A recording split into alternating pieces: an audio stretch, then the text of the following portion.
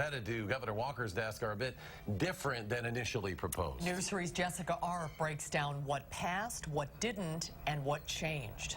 Multiple bills were debated on the floor through the night and early morning hours. Some things were added and some removed. Our constituents, who all voted for us, want us to have the ability to win a hand on occasion. And that's what these proposals do today. That winning hand for the legislature is to retain power over a number of decisions. The original bill would have stripped Governor-elect Tony Evers of the ability to appoint the CEO of the state's Economic Development Agency and given lawmakers a majority of appointments to the board. The bill passed lets Evers have some of those powers back. He can appoint the CEO once again in September. And that month, the number of Democratic and Republican appointments to that board are then equal. The measures still limit Evers' power to make state rules that enact laws in Wisconsin. You are incensed that we have a new governor and a new attorney general, and you're trying to take away all of their power. As for incoming AG Josh Call's powers, the initial bill gave lawmakers the power to remove Call from a case challenging the constitutionality of a state statute.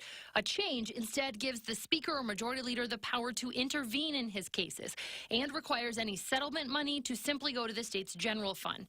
The new bill does still require Call to get approval to withdraw from any lawsuits like the one against the Affordable Care Act, which he pledged to drop. It also still removes the office of the Solicitor General. Look at these documents that just appeared on the table behind me, and I'm going to have, without sleep, vote on.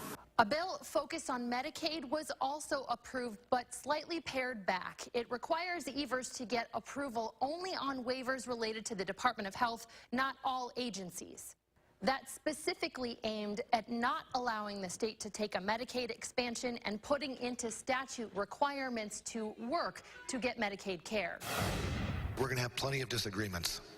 And Wisconsin, having voted for disagreement, should be ready for that. That's okay.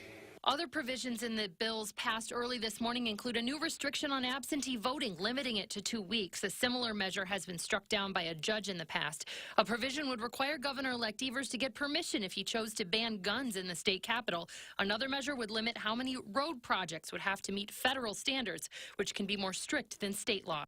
Despite all this work, it's not quite a done deal. Governor Walker has the ability to veto any of these measures or line items in them, although he has not said he would do that.